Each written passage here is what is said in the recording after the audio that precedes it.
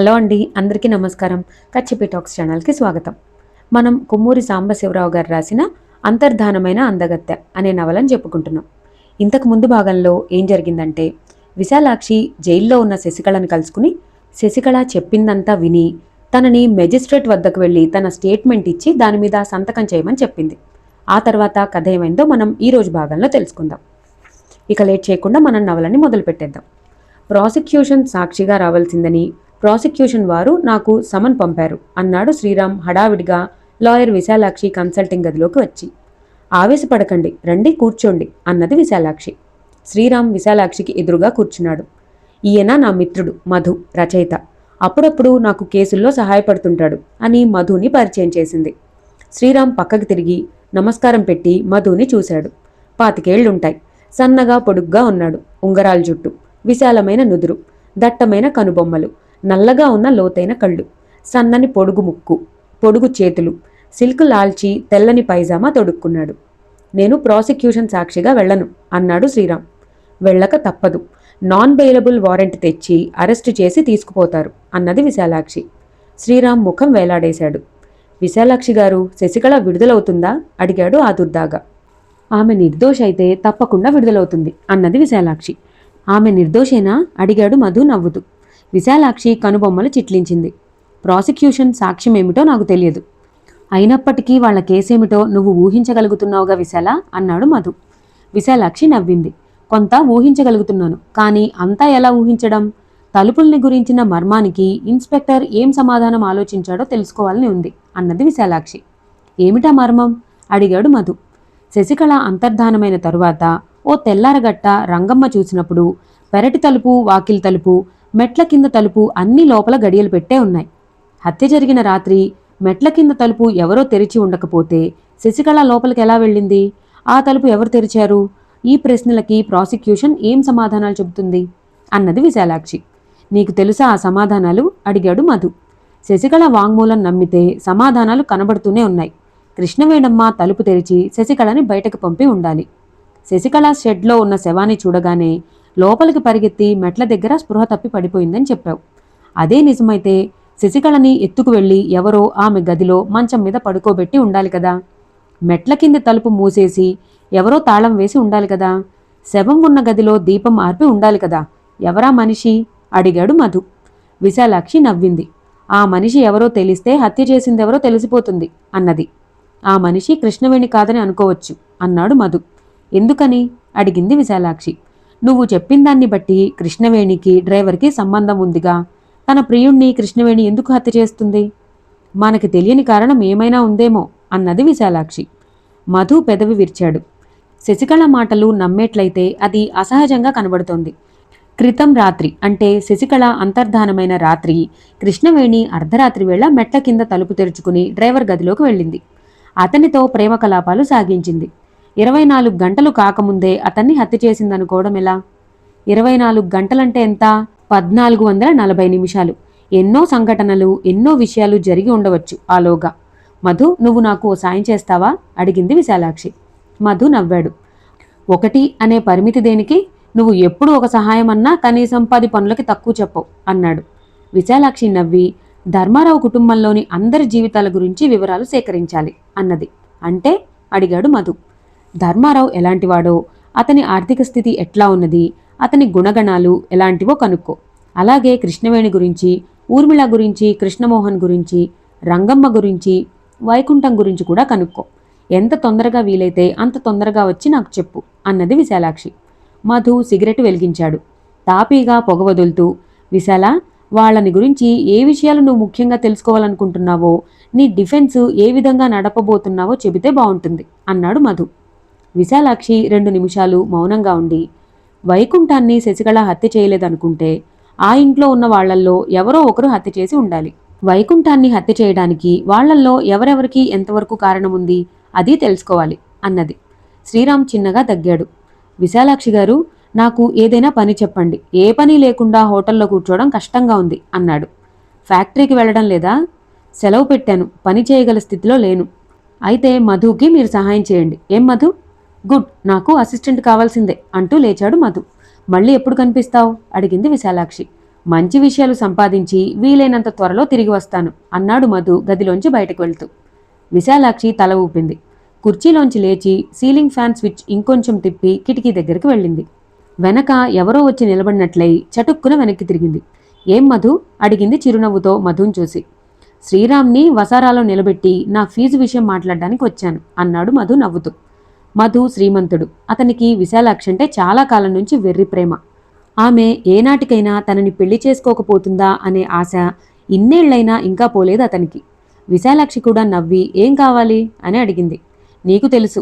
నాకు తెలియదే అన్నది విశాలాక్షి కొంటెగా. ఈ కేసైన తర్వాత నాతో ఆగాడు. నీతో బెంగళూరు రావాలి. దేనికి? కబ్బన్ పార్కు చూడ్డానికి అన్నాడు. ఆ పార్కు నేను ఇదివరకే చూశాను అన్నది విశాలాక్షి. పోనీ ఎల్లోరా అజంతా?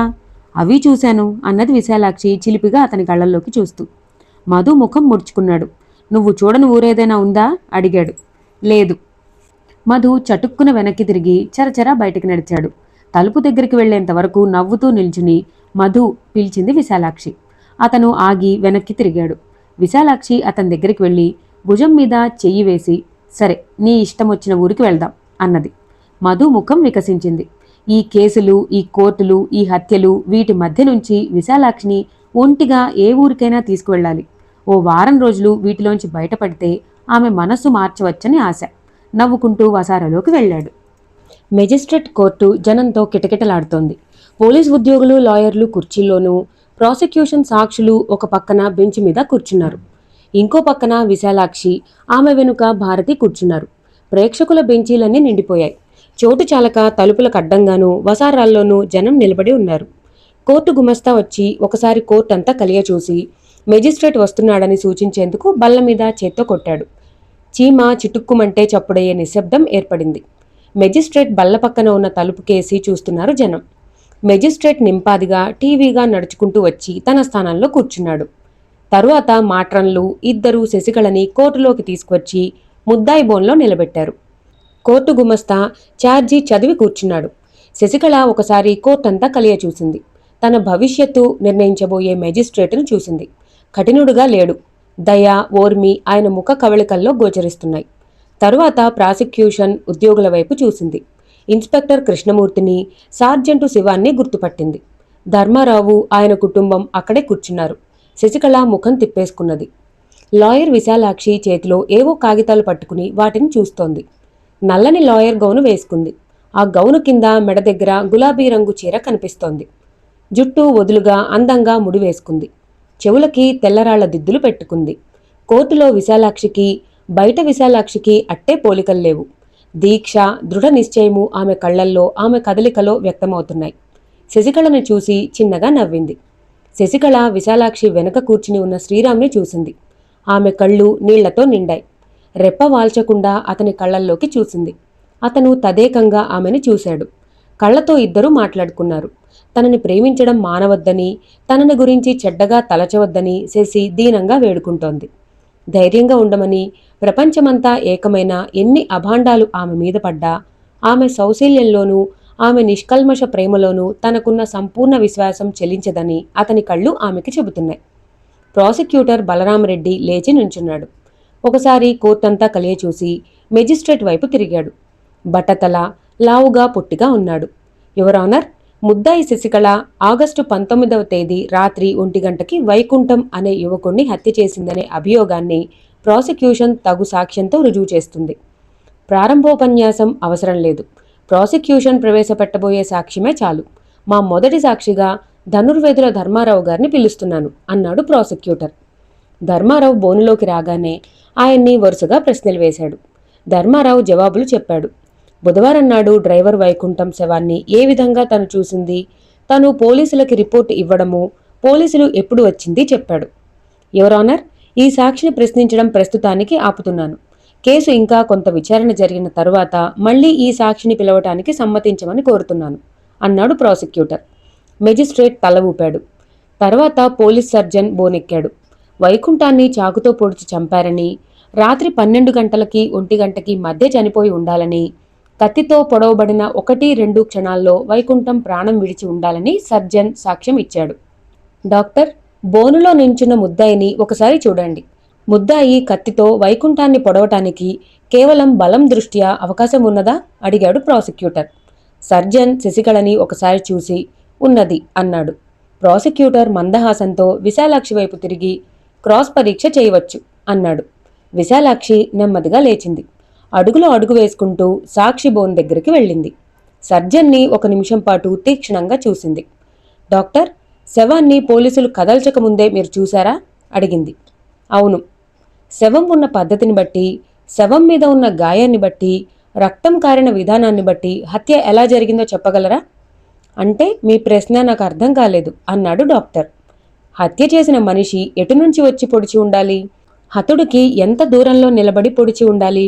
వెనుక నుంచి వచ్చి పొడిచారా, ముందు నుంచి వచ్చి పొడిచారా మొదలైన వివరాలు అన్నది విశాలాక్షి. డాక్టర్ 5 క్షణాలు మౌనంగా ఉండి గొంతు సవరించుకుని వీపు వెనకకి ఆనించి కుర్చీలో కూర్చుని ఉండుండాలి హతుడు. హత్య చేసిన మనిషి హతుడికి దగ్గరగా వచ్చి నిలబడి కత్తితో 5వ 6వ పక్క ఎముకల మధ్య ఛాతీలో పొడిచి ఉండాలి అన్నాడు సర్జన్. అంటే హతుడికి ఎదురుగా నిలబడి పొడిచి ఉండాలా? అవును. హతుడికి ఎంత దూరంలో నిలబడి పొడిచి ఉండాలి? హతుడికి హత్య చేసిన మనిషికి మధ్య 1 అడుగు దూరం కూడా ఉండి ఉండదు. మీరు శవాన్ని చూసినప్పుడు శవం ఎలా ఉంది? బల్ల వైపుకు తిరిగి ఉంది. తల బల్ల మీద వాలి ఉంది. అంటే హత్య జరిగిన తర్వాత శవాన్ని బల్ల వైపుకు తిప్పి ఉండాలిగా? అవును. డాక్టర్, కత్తి పొడిచినప్పుడు హతుడి మొహం హత్య చేసిన మనిషి వైపే ఉన్నదని, హత్య చేసిన మనిషి ఎదురుగా అడుగులోపు దూరంలో నిలబడి పొడిచి ఉండాలని అన్నారు. నాకు ఇంకో సందేహం కలుగుతోంది. హత్య చేసిన మనిషి పిడి వరకు కత్తి ఛాతీలో దిగబడేటట్లు పొడవాలంటే చెయ్యి వెనక్కి పోనిచ్చి ఒక్క ఊపులో విసురుగా చెయ్యి ముందుకు తెచ్చి కత్తితో పొడిచి ఉండాలిగా? లేకపోతే కత్తి అంత లోతుకు దిగబడుతుందా అడిగింది విశాలాక్షి. అవును. చెయ్యి వెనక్కి తీసుకుని ఒక ఊపులో ముందుకు తెచ్చి పొడవాలి. లేదా చాలా దగ్గరగా ఉండి, అంటే ఒకరినొకరు ఆనుకుని ఉండి ఉండాలి. అలా ఒకరినొకరు ఆనుకుని ఉన్నప్పుడు కత్తి ఛాతీకి బలంగా నొక్కి ఉండవచ్చు. అప్పుడు పూర్తిగా లోపలికి దిగుతుంది అన్నాడు సర్జన్. ఆ 2 విధాల్లో ఏ విధంగా హత్య జరిగిందని మీ అభిప్రాయం? చెయ్యి పైకెత్తి విసురుగా కిందకి తెస్తున్నప్పుడు అది ఒక అరక్షణమే కావచ్చు. హతుడు చూడటం తటస్థించింది. లేదా హతుడు కదలడమైనా జరుగుతుంది. హతుడి మొహం హత్య చేసిన మనిషి వైపు ఉంది కనుక హతుడు హత్య చేసిన మనిషి ఒకరిని ఒకరు ఆనుకుని నించున్నారని, కత్తి ఛాతీకి ఆనించి పొడవబడిందని నా అభిప్రాయం. హతుడు హత్య చేసిన మనిషి ఒకరినొకరు ఆనుకుని ఉండాలన్నారు అంటే? డాక్టర్ నవ్వి, ప్రేయసీ ప్రియులు కావలించుకునే ముందు దగ్గరగా వస్తారు అలా అన్నాడు. ప్రాసిక్యూటరు నవ్వాడు. విశాలాక్షి నవ్వలేదు. థ్యాంక్స్ అని కూర్చుంది. తర్వాత సాక్షిగా ఇన్స్పెక్టర్ కృష్ణమూర్తిని బోనెక్కించాడు ప్రాసిక్యూటర్. గురువారం ఉదయం 6:50 ధర్మారావు క్రైమ్ బ్రాంచ్కి టెలిఫోన్ చేసిన విషయము, తను వెంటనే బయలుదేరి ధర్మారావు ఇంటికి వెళ్లిన విషయము, షెడ్ వెనక ఉన్న గదిలో వైకుంఠం శవాన్ని చూసిన విషయము వివరంగా చెప్పాడు ఇన్స్పెక్టర్. హత్యా ప్రదేశంలో మీరు గమనించిన విషయాలు వివరంగా చెప్పండి అడిగాడు ప్రాసిక్యూటర్. బల్ల మీదకి తలవాల్చి చేతులు 2 బల్ల మీదకి చాచి పడుకున్నాడు హతుడు. బల్లకి కుర్చీకి మధ్య నేల మీద రక్తం గడ్డకట్టి ఉంది. ఛాతీలో చాకు పొడవబడి ఉంది. ప్రాసిక్యూటర్ ఒక చిన్న చాకు చూపించి, ఈ కత్తి మీరు ఇదివరకు చూశారా అడిగాడు. చూశాను, ఇదే వైకుంఠం ఛాతీలో పొడవబడిన కత్తి అంటూ తను పెట్టిన గుర్తులు వివరంగా చెప్పాడు. ఆ చాకుని ఎగ్జిబిట్ ఏగా ప్రాసిక్యూటర్ దాఖలు చేశాడు. హత్యా ప్రదేశంలో మీరు ఇంకా ఏం చూశారు అడిగాడు ప్రాసిక్యూటర్. హతుడి చేతి కింద ఒక నెక్లెస్ ఉంది. ఆ నెక్లెస్ ఇదేనా అంటూ ప్రాసిక్యూటర్ ఒక నెక్లెస్ చూపించాడు. ఇన్స్పెక్టర్ అవునని చెప్పగానే దాన్ని ఎగ్జిబిట్ బిగా దాఖలు చేసి, తర్వాత అడిగాడు ప్రాసిక్యూటర్. హత్యా ప్రదేశం అంతా వెతికాను. శవానికి కొంచెం దూరంలో నేల మీద ఒక కాగితం పడి ఉంది. ఆ కాగితం ఇదేనా అంటూ ప్రాసిక్యూటర్ ఒక పావుటావు కాగితాన్ని ఇన్స్పెక్టర్కి చూపాడు. అవునని, దానిమీద అప్పుడే తను గుర్తుపెట్టానని ఇన్స్పెక్టర్ చెప్పాడు. ఈ కాగితంలో ఏం రాసి ఉన్నది చదవండి అన్నాడు ప్రాసిక్యూటర్. ఇన్స్పెక్టర్ ప్రాసిక్యూటర్ నుంచి ఆ కాగితం తీసుకుని, శశికళ, ఈ రాత్రి 12 గంటలకి నువ్వు నా గదికి వచ్చి నన్ను కలుసుకో.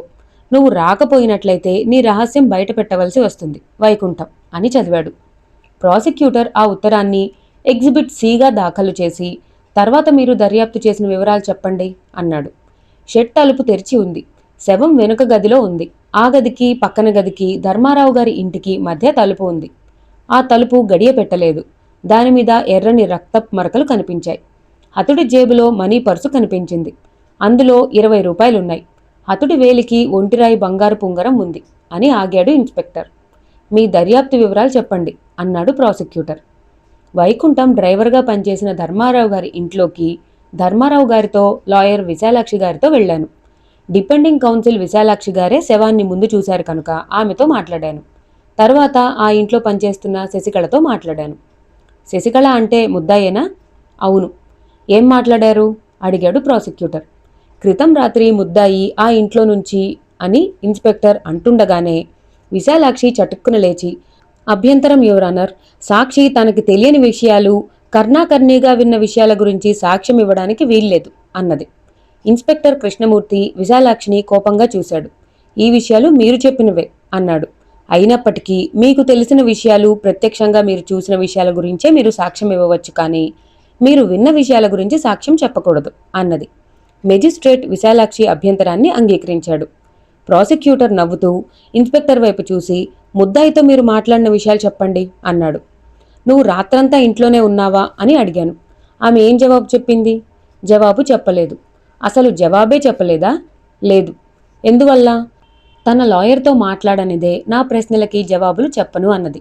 తర్వాత ఆ రాత్రి షెడ్లోకి వెళ్ళావా అని అడిగాను. ఆమె ఏం జవాబు చెప్పింది అడిగాడు ప్రాసిక్యూటర్. విశాలాక్షి చటుక్కున లేచి నిలబడింది. యువర్ ఆనర్, తన లాయర్తో సంప్రదించనిదే ఏ ప్రశ్నకి జవాబు చెప్పనని ముద్దాయి చెప్పిన తర్వాత పోలీస్ ఆఫీసర్ అడిగిన ఇతర ప్రశ్నలతో కోర్టుకి సంబంధం లేదు. అది సాక్ష్యంగా పరిగణించటానికి వీల్లేదు అన్నది విశాలాక్షి. యువర్ ఆనర్, సాక్షి తను అడిగిన ప్రశ్నలు చెబుతున్నాడు. ముద్దాయిని ఇన్వెస్టిగేటింగ్ ఆఫీసర్ అడిగే ప్రశ్నలు ఏ విధంగా సాక్ష్యానికి సంబంధించినవి కావో నేను ఊహించలేకుండా ఉన్నాను అన్నాడు ప్రాసిక్యూటర్. విశాలాక్షి నవ్వింది. యువర్ ఆనర్, నా వాదనని ఉదాహరణతో వివరిస్తాను. ముఖ్యమంత్రిని నువ్వు హత్య చేశావా అని ఇన్వెస్టిగేటింగ్ ఆఫీసర్ అడిగినా ముద్దాయి తన లాయర్ లేనిదే జవాబు చెప్పడానికి నిరాకరించేది. ముద్దాయి జవాబు చెప్పడానికి నిరాకరించినప్పుడు ఆ ప్రశ్నకి కానీ ముద్దాయి మౌనానికి కానీ ప్రాముఖ్యం ఉండదు. ఒకసారి ముద్దాయి జవాబులు చెప్పడానికి నిరాకరించిన తరువాత సాక్షి అడిగిన ఏ ప్రశ్నకి ప్రాముఖ్యం ఉండదు. ముద్దాయి మెజిస్ట్రేట్ ఎదుట ప్రమాణం చేసి వాంగ్మూలం రాసి ఇచ్చింది. ప్రాసిక్యూషన్ ఆ వాంగ్మూలాన్ని సాక్ష్యంగా దాఖలు చేసుకోవచ్చు అన్నది Vishalakshi. My dear friend, prosecution case ఎలా నడిపించాలో నాకు చెప్పనవసరం లేదు అన్నాడు ప్రాసిక్యూటర్ కోపంగా విశాలాక్షిని చూస్తూ. మెజిస్ట్రేట్ బల్ల మీద కొట్టి, సైలెన్స్, డిఫెన్స్ అభ్యంతరం సబబుగా ఉన్నది, అభ్యంతరాన్ని అంగీకరించాను అన్నాడు మెజిస్ట్రేట్. ప్రాసిక్యూటర్ మొహం చిట్లించి సాక్షి వైపు తిరిగాడు. ఈ చీర మీరు ఇదివరకు ఎప్పుడైనా చూశారా అడిగాడు ఒక తెల్ల మిల్లు చీర చూపించి. చూశాను. ఎక్కడా?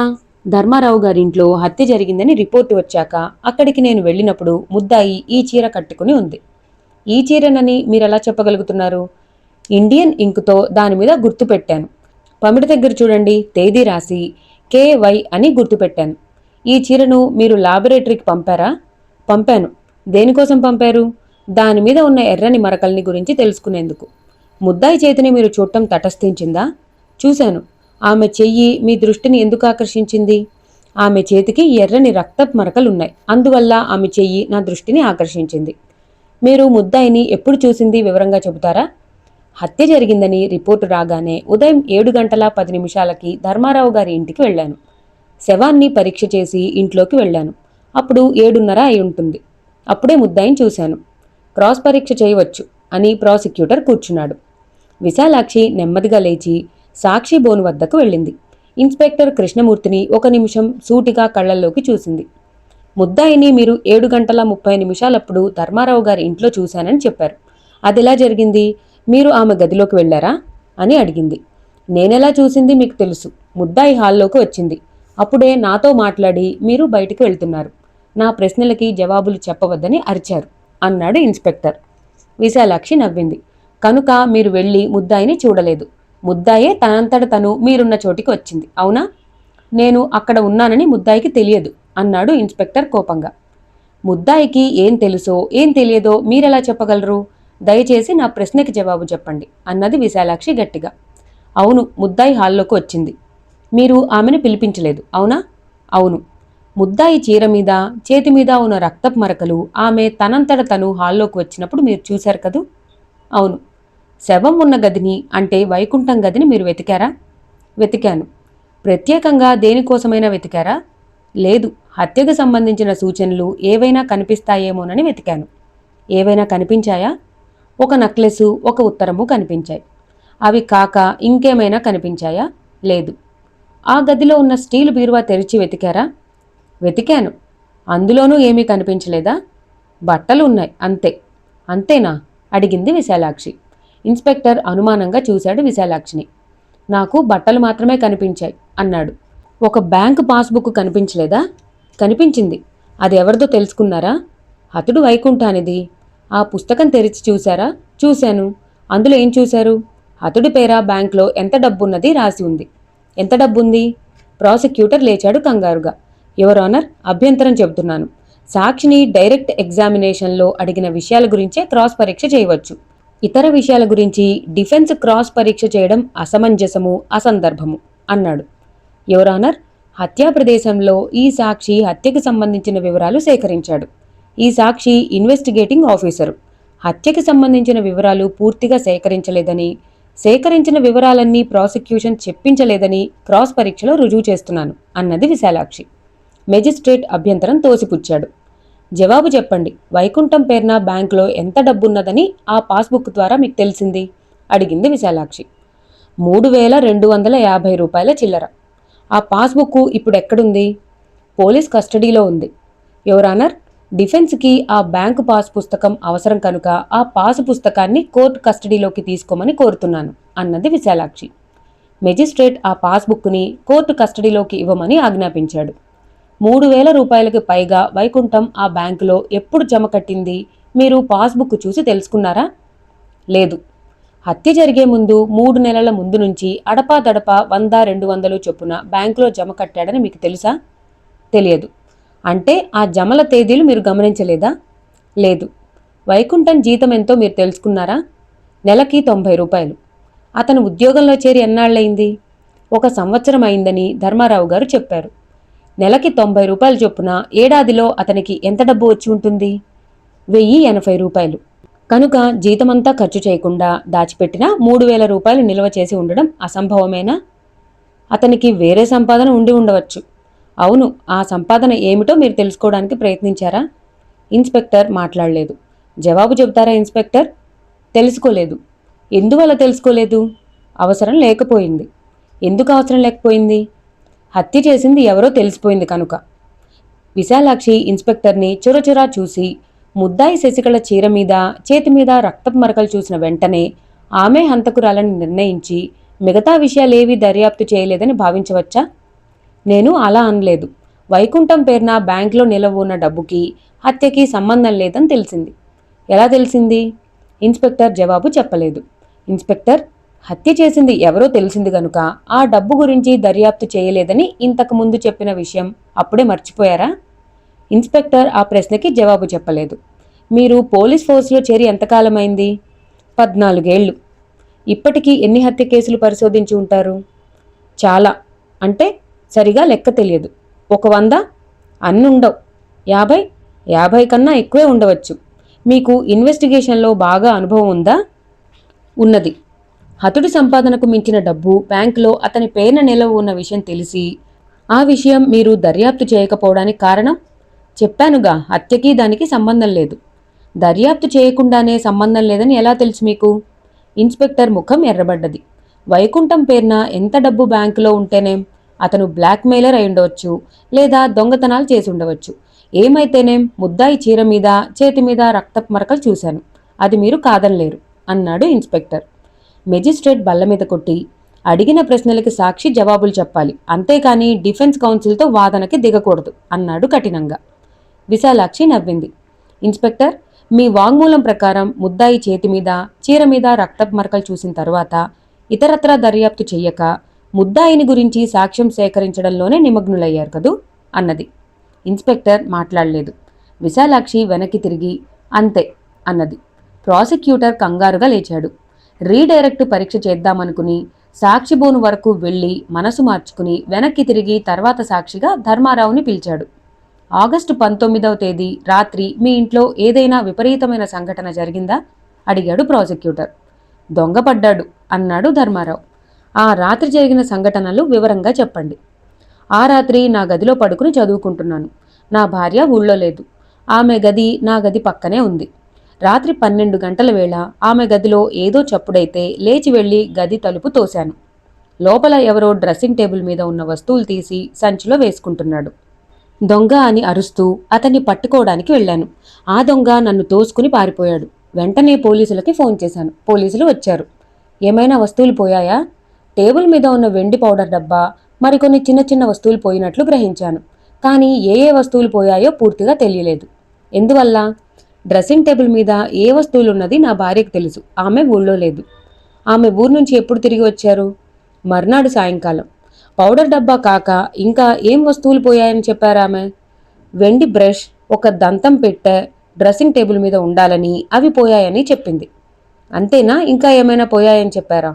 ఆ రోజు చెప్పలేదు. తన నెక్లెస్ డ్రెస్సింగ్ టేబుల్ సొరుగులో పెట్టానని, అది పోయిందని మర్నాడు పొద్దున చెప్పింది. ఆ నెక్లెస్ ఎంత ఖరీదుంటుంది? 50,000 రూపాయలకు కొన్నాను. ఎక్కడ కొన్నారు? నథూరాం విరాజ్ అండ్ సన్స్లో. ఈ నెక్లెస్ మీరు కొన్నదేనా? అడిగాడు ప్రాసిక్యూటర్ ఎగ్జిబిట్ బిగా దాఖలు చేయబడ్డ నెక్లెస్ని చూపిస్తూ.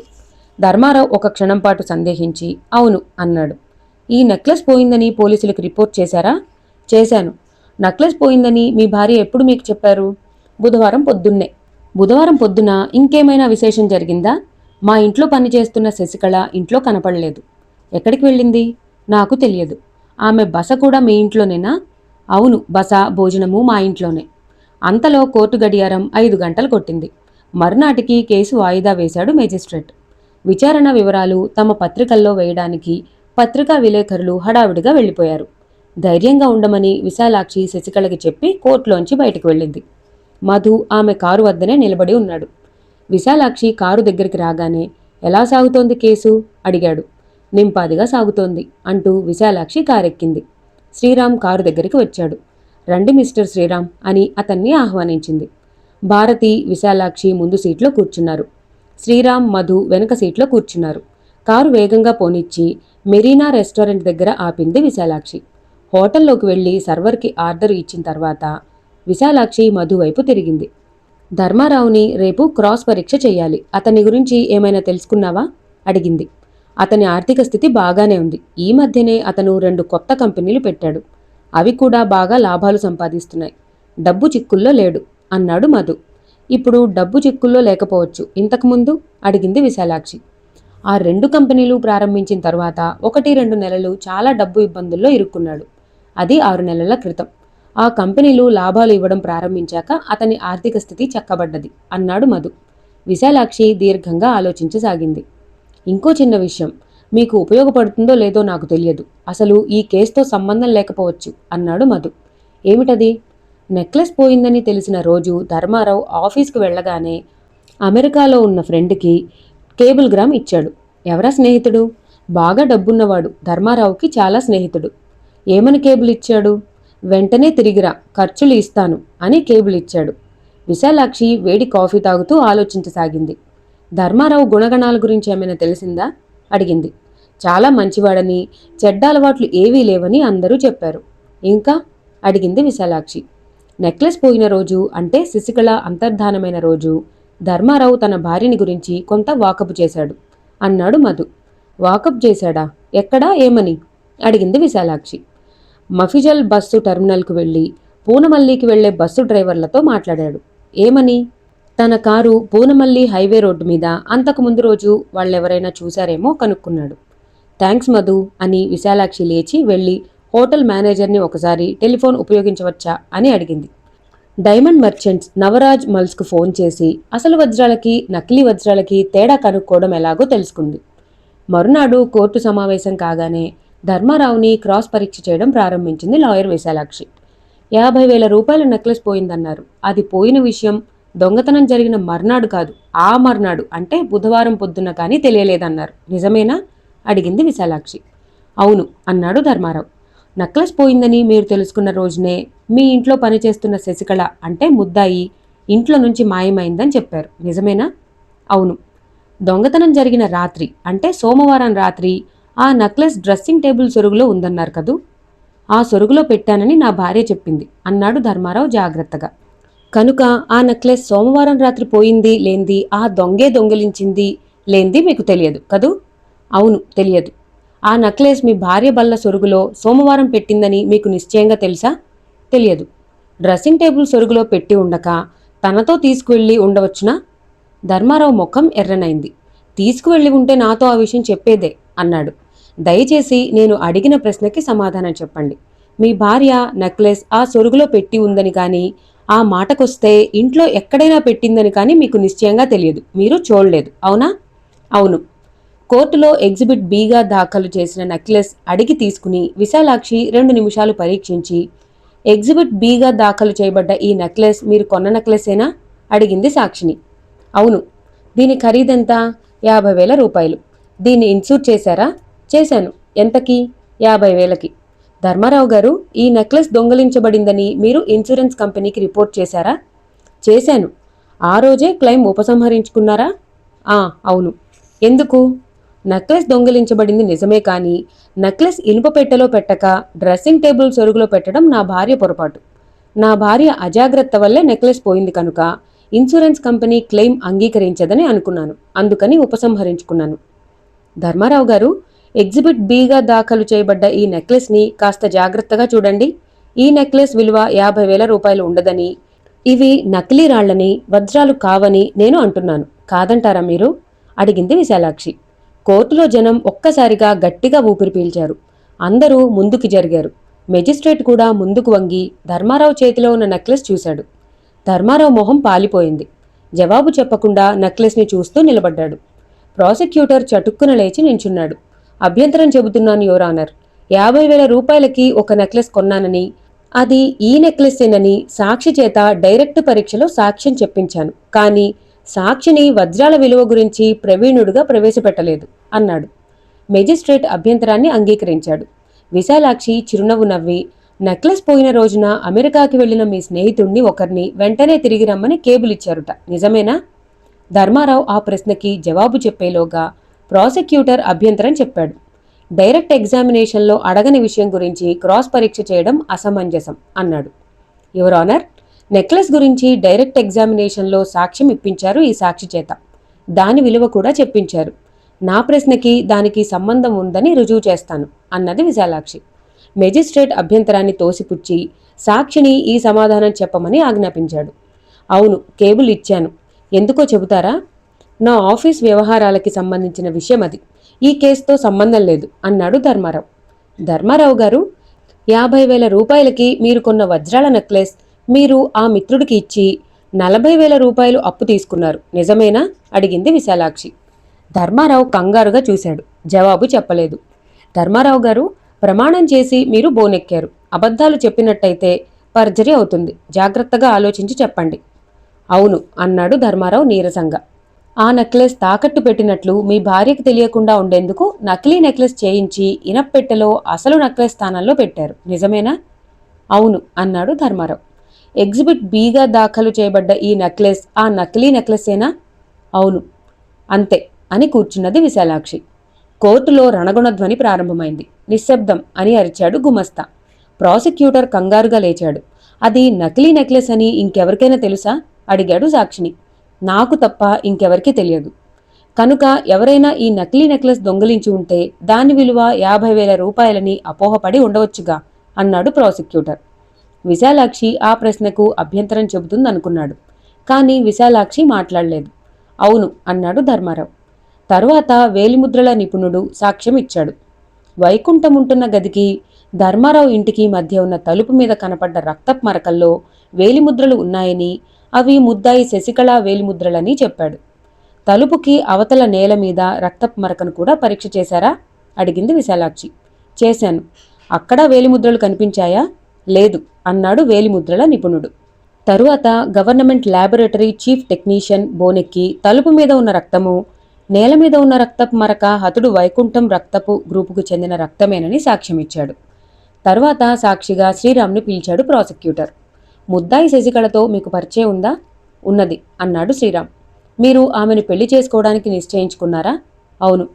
పెళ్లి ఏ తేదీన జరిగేట్లు ఏర్పాటు చేసుకున్నారు? ఆగస్టు 19వ తేదీ బుధవారం. జరిగిందా? లేదు. ఎందువల్ల? ఆమె ఆ రోజున కనిపించలేదు అన్నాడు శ్రీరామ్. తనకి అంతకుముందు పెళ్ళైందని ఆమె మీకు చెప్పిందా? లేదు. తనకి పెళ్లి కాలేదని, కన్యనని చెప్పిందా? అసలు ఆ విషయం మేము ప్రస్తావించనే లేదు. ఆమెకి పెళ్లి కాలేదని, కన్యనని మీరు అనుకున్నారా? అవును. మీరలా అనుకునేటట్లు ముద్దాయి ప్రవర్తించిందా? అవును. తనకింతకుముందు పెళ్ళయిందని, తన భర్త హత్యానేరం మీద శిక్షింపబడి యావజ్జీవ జైలు శిక్ష అనుభవిస్తున్నాడని చెప్పలేదా? లేదు. చెప్పి ఉంటే మీరు ఆమెను వివాహం చేసుకోవడానికి ఒప్పుకునేవారు కాదు కదా? పెళ్ళైన స్త్రీని భర్త బతికి ఉండగా ఎలా పెళ్లి చేసుకుంటాను? అన్నాడు శ్రీరామ్ దీనంగా. ప్రాసిక్యూటర్ విశాలాక్షి వైపు తిరిగి క్రాస్ పరీక్ష చేయవచ్చు అన్నాడు.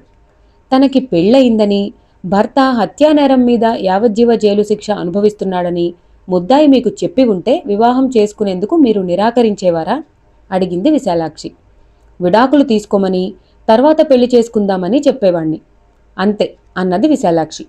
తర్వాత సాక్షిగా రంగమ్మని బోనెక్కించాడు ప్రాసిక్యూటర్. ఆగస్టు 19వ తేదీ బుధవారం పొద్దున మీరు ఎన్ని గంటలకి నిద్రలేచారు? 4:30కి. లేచి ఏం చేశారు? పాలు పోయించుకుని బాయిలర్లో నిప్పు వేసి శశికళని నిద్రలేపటానికి ఆమె గదిలోకి వెళ్ళాను. ఆమెను నిద్రలేపారా? లేదు. ఎందువల్ల? ఆమె గదిలో లేదు. ఎక్కడుంది? ఇంట్లో ఎక్కడా లేదు. ముద్దాయి మెళ్ళో నగలేవైనా ఉండేవా? ఇంకే నగైనా ఎప్పుడన్నా పెట్టుకునేదా? శనివారం పొద్దున్న మాత్రం మంగళసూత్రం కట్టుకునేది. శనివారం మాత్రమా? అంటే వారంలో మిగతా రోజుల్లో మంగళసూత్రం ఉండేది కాదా? ఉండేది కాదు. అలా శనివారాలు మాత్రం ఎందుకు మంగళసూత్రం కట్టుకుంటున్నావని మీరు అడగలేదా ఆమెని? అడిగాను.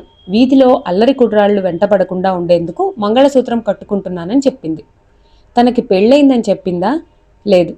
ఆగస్టు 20వ తేదీ గురువారం పొద్దున్న మీరు నిద్రలేచిన తర్వాత ఏమైనా విశేషం జరిగిందా? అంతకు ముందు రోజు ఇంట్లోంచి వెళ్లిపోయిన శశికళ తన గదిలో ఉండటం చూశాను. ఎప్పుడు చూశారు? తెల్లారగట్ట 6 గంటలకి కొంచెం ముందు. అప్పుడు ఆమె తన గదిలో ఏం చేస్తుంది? నిద్రపోతోంది. ఆమె చీర మీద, చేతుల మీద ఏం కనిపించింది? చీర మీద, చేతుల మీద రక్తపు మరకల్లాంటి ఎర్రని మరకలు ఉన్నాయి. ఆమెను మీరు నిద్రలేపారా? లేపటానికి ప్రయత్నించాను కానీ లేవలేదు, మూర్ఛపోయింది. తర్వాత ఏం చేశారు? అయ్యగారిని, అమ్మగారిని పిలిచాను. అంతకుముందేం చేశారు? లాయర్ విశాలాక్షి గారికి ఫోన్ చేసి శశికళ తిరిగి వచ్చిందని చెప్పాను. ఆమెకెందుకు ఫోన్ చేశారు? శశికళ తిరిగి వస్తే తనకి వెంటనే తెలియచేయమని ఆమె నాతో చెప్పారు. క్రాస్ పరీక్ష చేయవచ్చు అన్నాడు ప్రాసిక్యూటర్. రంగమ్మగారు, 19వ తేదీ బుధవారం పొద్దున్న మీరు నిద్రలేచి శశికళని నిద్రలేపటానికి ఆమె గదిలోకి వెళ్ళానన్నారు. రోజు మీరు ఆమెను నిద్రలేపడం మామూలా? కాదు. ఆవేళ ఆమె పెళ్లి ఏర్పాటైందని చెప్పింది. తలంటి పోసుకుంటానని, తెల్లారే లేపమని రాత్రి పడుకునే ముందు నాకు చెప్పింది. అందువల్ల ఆమెను లేపడానికి వెళ్ళాను. ఆమె గదిలో లేకపోయేసరికి ఇల్లంతా వెతికారా? అవును. ఆమె ఇంట్లో ఎక్కడా కనిపించలేదా? లేదు. ముందు వాకిలి తెరిచి ఉందా? లేదు. ముందు వాకిలి, పెరటి వాకిలి తలుపులు లోపల గడియలు పెట్టి ఉన్నాయి. వైకుంఠం గదిలోకి ఉన్న మెట్ల కింద తలుపు తెరిచి ఉందా? లేదు. అది గడియ పెట్టి తాళం వేసి ఉంది. అన్ని తలుపులు లోపల గడియలు పెట్టి ఉండగా శశికళ ఇంట్లో లేకుండా మాయమైందా? అవును. రాత్రి శశికళ బయటకు వెళ్ళిన తర్వాత పెరటి తలుపు కానీ, వాకిలి తలుపు కానీ మీరు లోపల గడియ పెట్టారా? లేదు. ఎవరైనా శశికళని బయటకు పంపి తలుపు లోపల గడియ పెట్టడం మీరు చూశారా? లేదు. రంగమ్మగారు, బుధవారం రాత్రి పడుకునే ముందు మీరు తలుపులు గడియ పెట్టారా? అవును. డ్రైవర్ గదికి, ఇంటికి మధ్య ఉన్న తలుపు కూడా గడియ పెట్టారా? లేదు. కానీ వెళ్ళి చూశాను. యథాప్రకారం గడియ పెట్టి తాళం వేసి ఉంది. గురువారం తెల్లారకట్ట శశికళ ఆమె గదిలో ఉండటం చూసి లోపలికి ఎలా వచ్చిందని మీరు ఆలోచించలేదా? ఎలా వచ్చిందా అన్న ఆశ్చర్యంతో తలుపులన్నీ చూశాను. అన్నీ యథాప్రకారం లోపల గడియలు పెట్టే ఉన్నాయి. అన్ని తలుపులు గడియలు వేసి ఉండగా ఆమె లోపలికి ఎలా వచ్చింది? ఏమో, ఎవరో ఓ తలుపు తెరిచి ఆమెను లోపలికి రానిచ్చి ఉండాలి. అంతే అన్నది విశాలాక్షి. తర్వాత సాక్షిగా కృష్ణమోహన్ని పిలిచాడు ప్రాసిక్యూటర్. ఆగస్టు 18వ తేదీ మంగళవారం రాత్రి ఎన్ని గంటలకి నువ్వు పడుకున్నావు? అడిగాడు ప్రాసిక్యూటర్. 11 గంటలకి అన్నాడు కృష్ణమోహన్. వెంటనే నిద్రపోయావా? లేదు, నిద్రపట్టలేదు. నిద్ర పట్టకపోతే ఏం చేశావు? సిగరెట్ వెలిగించేందుకు అగ్గిపెట్టె కోసం వెతికాను. కనిపించలేదు. వంటింట్లో ఉంటుందని కిందకి వెళ్ళాను. వెళితే ఏం జరిగింది? నేను మెట్లు దిగుతుండగా ఎవరో మెట్ల కిందకి వెళ్లడం కనబడింది. అప్పుడేం చేశావు? మెట్ల మీద ఆగి వంగి చూశాను. తర్వాత ఏం జరిగింది? ఆ మనిషి మెట్ల కింద ఉన్న తలుపు తెరుచుకుని వైకుంఠం గదిలోకి వెళ్లడం చూశాను. ఆ మనిషి ఎవరో గుర్తుపట్టావా? శశికళ. తర్వాత ఏం చేశావు? వంటింట్లోకి వెళ్ళి అగ్గిపెట్టె తీసుకుని మేడ మీదకు వెళ్ళిపోయాను. క్రాస్ పరీక్ష చేయవచ్చు అన్నాడు ప్రాసిక్యూటర్. విశాలాక్షి లేచి బోను దగ్గరికి వెళ్ళింది. 4 క్షణాలు కృష్ణమోహన్ని సూటిగా కళ్ళల్లోకి చూసింది.